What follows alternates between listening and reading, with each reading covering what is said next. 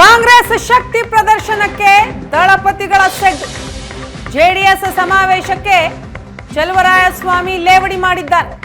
ಜನ ಯಾರ ಪರ ಇರ್ತಾರೆ ಅದು ಅವರ ಭದ್ರಕೋಟೆ.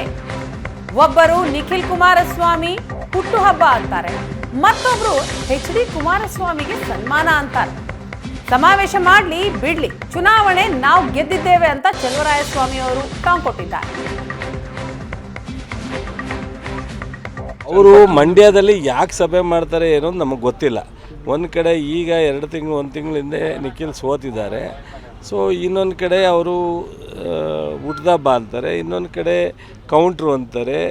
ನಿಖರವಾಗಿ ಯಾವುದಕ್ಕೆ ಸಭೆ ಮಾಡ್ತಾರೆ ಮಾಡಿ, ಅವರೇನು ಒಂದು ರಾಜಕೀಯ ಪಕ್ಷ ಸಭೆ ಮಾಡೋ ವಿಚಾರದಲ್ಲಿ ನಮ್ಮದೇನು ಗೊಂದಲ. ಅವರು ಮಂಡ್ಯದಲ್ಲಿ ಯಾಕೆ ಸಭೆ ಮಾಡ್ತಾರೆ ಏನೋ ನಮಗೆ ಗೊತ್ತಿಲ್ಲ. ಒಂದು ಕಡೆ ಈಗ 1 ತಿಂಗಳ ಹಿಂದೆ ನಿಖಿಲ್ ಸೋತಿದ್ದಾರೆ. ಸೊ ಇನ್ನೊಂದು ಕಡೆ ಅವರು ಹುಟ್ಟದಬ್ಬ ಅಂತಾರೆ, ಇನ್ನೊಂದು ಕಡೆ ಕೌಂಟ್ರು ಅಂತಾರೆ. ನಿಖರವಾಗಿ ಯಾವುದಕ್ಕೆ ಸಭೆ ಮಾಡ್ತಾರೆ ಮಾಡಿ, ಅವರೇನು ಒಂದು ರಾಜಕೀಯ ಪಕ್ಷ ಸಭೆ ಮಾಡೋ ವಿಚಾರದಲ್ಲಿ ನಮ್ಮದೇನು ಗೊಂದಲ.